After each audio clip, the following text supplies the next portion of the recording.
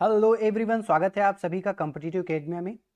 इस सीरीज़ में हम करंट अफेयर्स जो इम्पोर्टेंट है वो क्वेश्चन आंसर फॉर्म में डिस्कस कर रहे थे, जो कि आने वाले एग्ज़ाम यूपीपीएससी का जो होने वाला है और आर ओ 2016 का जो एग्ज़ाम होने वाला है और हाल ही में जो बीईओ का एग्ज़ाम होने वाला है उसके लिए इम्पोर्टेंट है।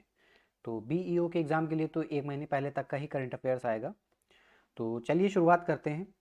इस लेक्चर में हम 1 अगस्त से लेकर के 10 अगस्त तक जो भी इंपॉर्टेंट करंट अफेयर्स हैं एग्जाम के पॉइंट ऑफ व्यू से, उन्हें क्वेश्चन आंसर फॉर्म में डिस्कस करेंगे, साथ ही उनका एक्सप्लेनेशन भी देखेंगे। तो शुरुआत करते हैं। पहला है, किस राज्य ने 2020-2025 के लिए नई औद्योगिक नीति को मंजूरी दी है, जिसका उद्देश्य 5 लाख करोड़ रुपए के निवेश को आकर्षित करना और अगले 5 वर्षों में लगभग 20 लाख रोजगार पैदा करना है। तो हाल ही में कर्नाटक ने औद्योगिक नीति को मंजूरी दी है 2020-2025 के लिए। और इस औद्योगिक नीति का जो मुख्य उद्देश्य है कि आने वाले 5 वर्षों में लगभग 20 लाख रोजगार पैदा करना। साथ ही ये जो औद्योगिक नीति होगी ये उत्पादन आधारित प्रदर्शन को प्रोत्साहित करेगी और इसके अलावा कर्नाटक के जो औद्योगिक रूप से पिछड़े हुए जिले हैं उनके ऊपर विशेष रूप से ध्यान दिया जाएगा। अगला है, हाल ही में गुरुग्राम तथा कोयम्बटूर के बाद तीसरा शहर कौन सा है जिसने मैन होल क्लीनिंग के लिए रोबोट विकसित किया है। तो गुरुग्राम और कोयम्बटूर ने ऑलरेडी मैन होल क्लीनिंग के लिए एक रोबोट विकसित कर लिया है।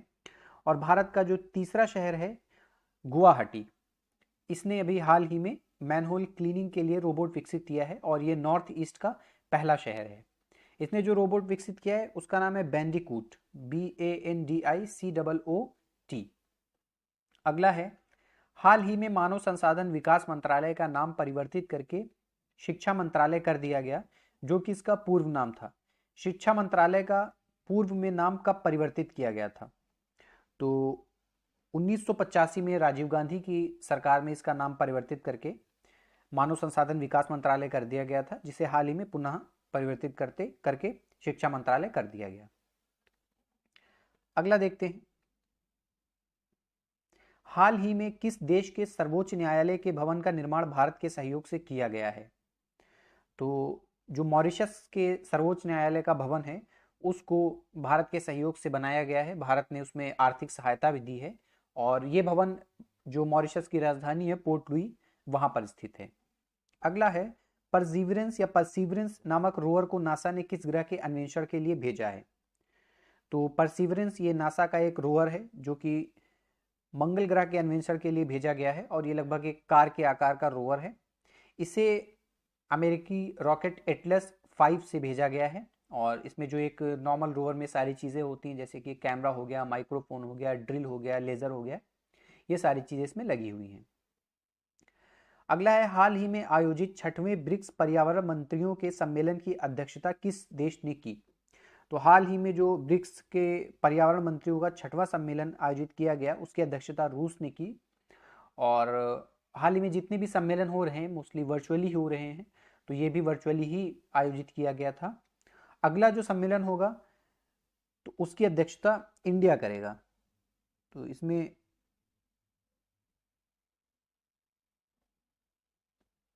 ब्रिक्स जैसा कि नाम है तो इसमें नाम के अकॉर्डिंग ही अल्फ़ाबेटिकली जो देश हैं वो अध्यक्षता करते हैं सम्मेलन की।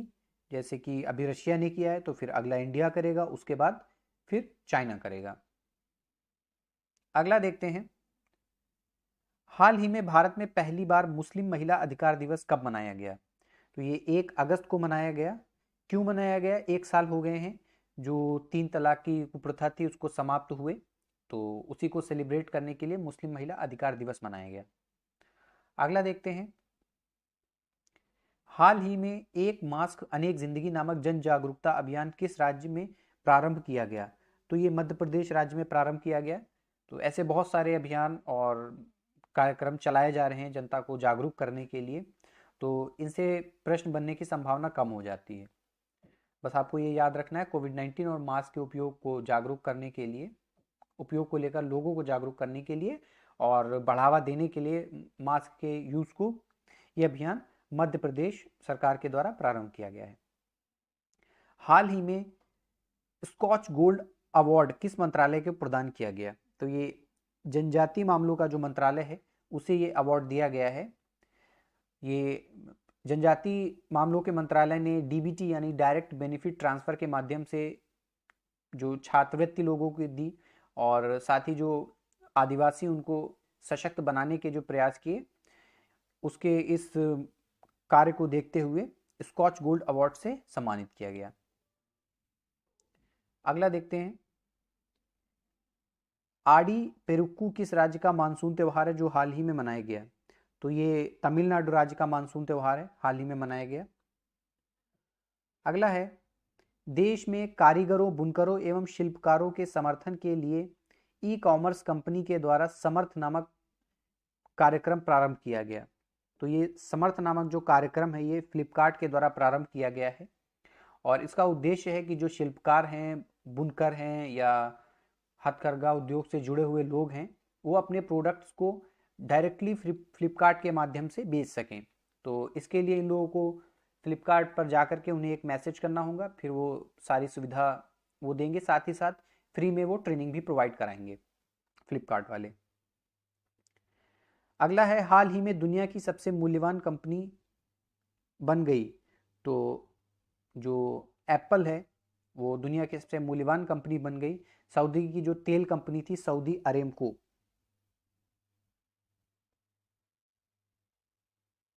इसको पीछे छोड़ते हुए एप्पल दुनिया की सबसे मूल्यवान कंपनी बन गई और इसकी जो नेट वर्थ है 1.84 ट्रिलियन डॉलर हो गई है।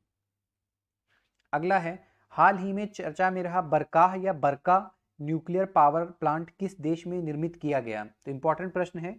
संयुक्त राज्य अमेरिका में, संयुक्त राज्य अमीरात में नियुक्त किया गया, अबू धाबी में। और इम्पॉर्टेंट इसलिए क्योंकि अरेबियन पेनिनसुला में या अरेबियन कंट्रीज में ये पहला न्यूक्लियर पावर प्लांट है और it is jointly developed by एमिरात nuclear energy corporation and Korea electric power corporation. तो अगला देखते हैं, हाल ही में विश्व संस्कृत दिवस कब मनाया गया? तो इस साल ये 3 अगस्त को मनाया गया। हर वर्ष जो श्रवण मास की पूर्णिमा होती है उस दिन संस्कृत दिवस मनाया जाता है, तो इस साल ये 3 अगस्त को था और इसका उद्देश्य यही है कि संस्कृत भाषा को लेकर लोगों को जागरूक बनाना। अगला देखते हैं, हाल ही में थुड़ी युरुलिप्पारा पहाड़ियों को जैव विविधता विरासत स्थल का दर्जा दिया गया। ये पहाड़ियां किस राज्य में स्थित हैं? सॉरी, ये पहाड़ियां केरल राज्य में स्थित हैं। अगला देखते हैं, हाल ही में किस देश के जिन ली कुन को एशियन इंफ्रास्ट्रक्चर इन्वेस्टमेंट बैंक का पुनः अध्यक्ष चुना गया? तो जिन ली कुन ये चीन के पूर्व वित्त मंत्री हैं और इन्हें पुनः AIIB का अध्यक्ष चुन लिया गया। AIIB के बारे में आपको पता ही होगा, ये एक अंतर्राष्ट्रीय वित्तीय संस्था है। इसकी स्थापना है 2016 में की गई थी और भारत भी इसका एक संस्थापक सदस्य है। और वोटिंग राइट्स की अगर बात की जाए, वोटिंग राइट्स नहीं बल्कि वोटिंग वेटेज या वोटिंग वैल्यू की बात करेंगे, तो चीन के पास सबसे ज़्यादा वोटिंग वेटेज है क्योंकि उसके शेयर सबसे ज़्यादा हैं इस बैंक में। उसके बाद इंडिया की वोटिंग वेटेज है और इसका हेडक्वार्टर चीन में ही है, बीजिंग में। हाल ही में सिबिल के सहयोग से किस वित्तीय संस्थान ने MSME सक्षम पोर्टल लॉन्च किया है? तो MSME सक्षम पोर्टल सिबिल के सहयोग से सिडबी ने लॉन्च किया है। इसका उद्देश्य क्या है? इसका मेन उद्देश्य है कि MSME को सपोर्ट करना और इंडियन इकॉनमी को रिवाइव करना, जो कि अभी कोविड-19 की वजह से स्लो हो गई है। आगे देखते हैं, हाल ही में चर्चा में रहा महात्मा गांधी सेतु किस राज्य में स्थित है? तो कई बार ये एग्जाम में पूछा गया है, फिर एक बार ये चर्चा में था तो इसलिए हमने डिस्कस कर लिया। ये बिहार राज्य में गंगा नदी के ऊपर है और भारत का सबसे बड़ा सड़क पुल है। चर्चा में क्यों था? वहाँ पर जो सैंड माइनिंग होती है तो उससे लदे हुए जो ट्रक होते हैं इस ब्रिज से जब गुजरते हैं, लाइन बहुत ज़्यादा एक साथ, तो वहाँ पर जाम लग जाता है। तो जब तक नई गाइडलाइन नहीं आ जाती हैं तब तक के लिए इस ब्रिज से ये सैंड से लदे हुए जो ट्रक हैं उनके आवागमन को रोक दिया गया है, इसलिए चर्चा में था। अगला है, हाल ही में ऑक्सी 2 नामक मेडिकल उपकरण किस IIT के द्वारा विकसित किया गया है? तो ऑक्सी 2 नामक ये मेडिकल उपकरण आईआईटी मद्रास के द्वारा विकसित किया गया है, और साथ में इसके हेलिक्सॉन एक स्टार्टअप या कंपनी कह सकते हैं, इसने भी सहायता की है। ये काम मेनली क्या करेगा, हार्ट बीट को मेजर करेगा, बॉडी के टेम्परेचर को मेजर करेगा, ऑक्सीजन सेचुरेशन क्या है बॉडी का, या रिस्पिरेशन रेशियो, इन सारी चीज़ों को मेजर करेगा। अगला है, हाल ही में एक भीषण विस्फोट के कारण बेरूत चर्चा में रहा, यह किस देश की राजधानी है? तो ये भी काफ़ी इंपॉर्टेंट हो जाता है। ये लेबनान की राजधानी है बेरूत, और जैसा कि आपको पता है वहाँ पर एक वेयर हाउस में अमोनियम नाइट्रेट रखा हुआ था, लगभग 2750 टन। तो उसमें आग लग गई और बहुत ज़बरदस्त विस्फोट हुआ, जिसकी वजह से लगभग पूरा शहर ही तबाह हो गया। 3 लाख से ज़्यादा लोग बेघर हो गए, और 100 से ज़्यादा लोग जिसमें मारे गए, 4000 से ज़्यादा लोग घायल हुए हैं। तो इसलिए चर्चा में था। अमोनियम नाइट्रेट भी इम्पॉर्टेंट हो जाता है, क्यों, किस में ये यूज़ होता है? तो मेनली ये जो उर्वरक इंडस्ट्रीज़ हैं उसमें यूज़ होता है, और माइनिंग के लिए जो विस्फोट होता है वहाँ पर, उसमें भी इसका इस्तेमाल किया जाता है। अगला देखते हैं, हाल ही में किस राज्य के द्वारा साइबर जागरूकता अभियान ई रक्षाबंधन लॉन्च किया गया? तो आंध्र प्रदेश के द्वारा ये साइबर जागरूकता अभियान लॉन्च किया गया। 1 महीने तक चलेगा, 1 अगस्त से लेकर के 31 अगस्त तक। और इसमें बहुत सारे जो डिपार्टमेंट हैं, ऑर्गेनाइजेशन हैं, एनजीओज वो इन्वॉल्व हैं, जैसे कि आपका साइबर पीस फाउंडेशन हो गया, क्राइम इन्वेस्टिगेशन डिपार्टमेंट हो गया जिसे सीआईडी बोलते हैं, वहाँ के जो लोकल रेडियो चैनल्स हैं, इसके अलावा cyber crime prevention against women and children, ये ऑर्गेनाइजेशन, ये सभी मिलकर के जो वीमेन हैं उनको जागरूक करेंगी साइबर क्राइम को लेकर के। जैसा कि आप लोगों को पता होगा, जो साइबर क्राइम है उसके सबसे ज़्यादा जो विक्टिम्स हैं वो बच्चे और महिलाएं हैं। आगे देखते हैं, हाल ही में पर्यटन मंत्रालय की स्वदेश दर्शन योजना के अंतर्गत थेंजौल गोल्फ रिजॉर्ट परियोजना का उद्घाटन किस राज्य में किया गया? तो ये मिजोरम में किया गया है, नॉर्थ ईस्ट का एक राज्य है जिसकी राजधानी आइजॉल है। और इस परियोजना की शुरुआत, थेंजौल गोल्फ रिजॉर्ट परियोजना की शुरुआत 2015 में की गई थी, और हाल ही में ये इसका उद्घाटन किया गया वर्चुअली। नॉर्थ ईस्ट का जो new eco tourism integrated development programme है उसके अंतर्गत इसको बनाया गया है। और स्वदेश दर्शन योजना, इसके बारे में आपको पता होगा, 2014-2015 के बजट में इसको मंजूरी दी गई थी। इसका उद्देश्य क्या था कि देश को विश्व स्तरीय पर्यटन स्थल बनाने के लिए जो इंफ्रास्ट्रक्चर है उसको मजबूत करना और संरचनात्मक विकास करना। और ये एक सेंट्रल सेक्टर स्कीम है, यानी कि जो खर्च होगा वो पूरा खर्च केंद्र वहन करेगी, केंद्र सरकार वहन करेगी। अगला है, कोविड-19 के समय आपसी सहयोग को बढ़ावा देने के लिए मोर टुगेदर नामक अभियान किसके द्वारा प्रारंभ किया गया? तो ये फेसबुक का एक अभियान है जहाँ पर जो बहुत सारे लोग हैं वो जिन्होंने कोविड-19 के दौरान लोगों की मदद की है वहाँ पर अपनी स्टोरी शेयर करते हैं। इससे क्या होता है कि जो दूसरे लोग उनकी स्टोरीज पढ़ते हैं तो वो भी मोटिवेट होते हैं ताकि, और एक दूसरे की मदद करते हैं, इसलिए ये अभियान प्रारंभ किया गया था फेसबुक के द्वारा। अगला देखते हैं, छात्रों के बीच वैज्ञानिक सोच को बढ़ावा देने के लिए केंद्र सरकार के द्वारा कौन सा कार्यक्रम प्रारंभ किया गया? तो विद्यार्थी विज्ञान मंथन ये कार्यक्रम प्रारंभ किया गया, और ये एक तरीके का टैलेंट सर्च एग्जामिनेशन प्रोसेस है जिसमें 6 से लेकर के 8th क्लास तक के बच्चे अप्लाई कर सकते हैं और अपना जो भी साइंस से रिलेटेड प्रोजेक्ट है वो शो कर सकते हैं। इसका उद्देश्य क्या है कि जो भी स्टूडेंट्स हैं उनमें साइंस को लेकर के रुचि पैदा करना। अगला देखते हैं, हाल ही में ब्रिटिश सरकार ने किस भारतीय व्यक्तित्व के वैश्विक योगदान को देखते हुए उनकी स्मृति में एक सिक्का निकालने की घोषणा की है? तो पहले अश्वेत ऐसे हैं, ये महात्मा गांधी जी हमारे हैं, जिनके योगदान, वैश्विक योगदान को देखते हुए उनकी स्मृति में एक सिक्का निकालने की घोषणा की है, यानी कि अब जो ब्रिटिश पाउंड है उसके ऊपर महात्मा गांधी की फोटो होगी। तो ये भी इंपॉर्टेंट हो जाता है। इनका योगदान क्या है, साउथ अफ्रीका में काफ़ी टाइम तक रहे, वहाँ पर जो वहाँ पर अश्वेत लोग थे उनके लिए काफ़ी काम किया। साथ ही जो बोर युद्ध हुआ था साउथ अफ्रीका में, उसमें इन्होंने ब्रिटिश की बहुत सहायता की थी। तो ये इनका वैश्विक योगदान जो अश्वेतों के लिए किया था वो है, साथ ही जो ब्रिटिश के लिए किया था वो योगदान है। तो इसी को देखते हुए वहां पर इस समय जो वित्त मंत्री हैं वो भारतीय मूल के हैं, उनका नाम मुझे नहीं याद आ रहा, तो उनका एक बहुत बड़ा योगदान है इसमें। अगला देखते हैं, हाल ही में किस राज्य में हिम तेंदुआ संरक्षण केंद्र की स्थापना को मंजूरी दी गई?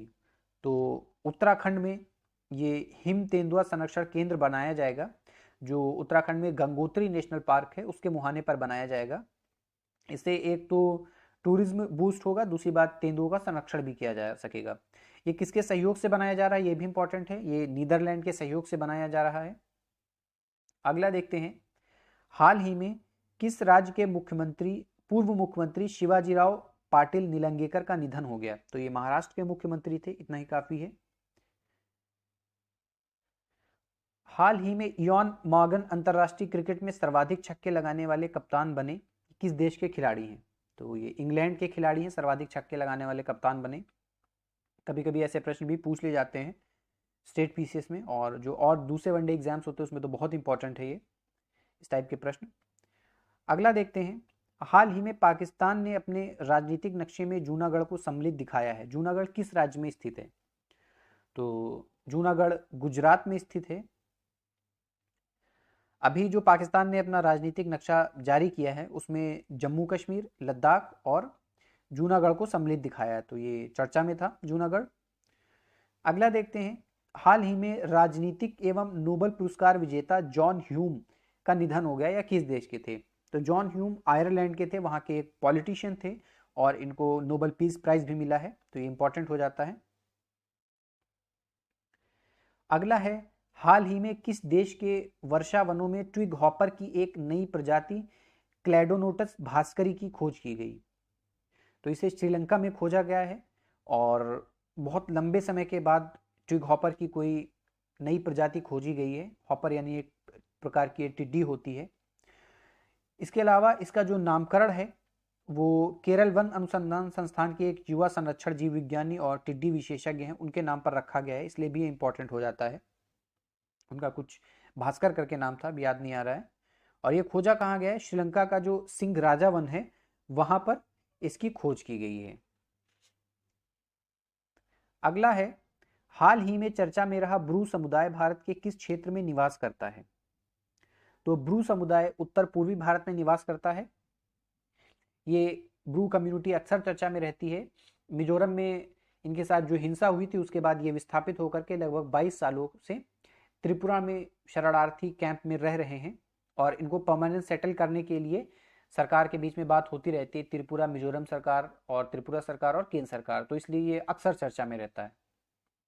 तो इम्पॉर्टेंट है, ये याद रखना प्रीलिम्स के पॉइंट ऑफ व्यू से भी, और इनकी जो समस्याएं हैं कैसे इनको सेटल किया जाए उससे रिलेटेड ये मेंस के पॉइंट ऑफ व्यू से भी ये इम्पॉर्टेंट है। अगला देखते हैं, हाल ही में आर्थिक रूप से कमजोर वर्ग को आरक्षण देने से संबंधित याचिका के लिए 5 जजों की एक बेंच बनाई गई, इसे किस संविधान संशोधन के द्वारा सम्मिलित किया गया था?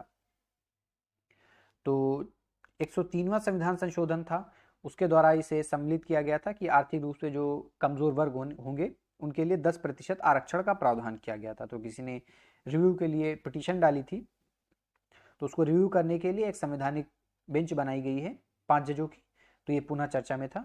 103वां संविधान संशोधन इंपॉर्टेंट है, आप फिर से पढ़ लीजिएगा एक बार।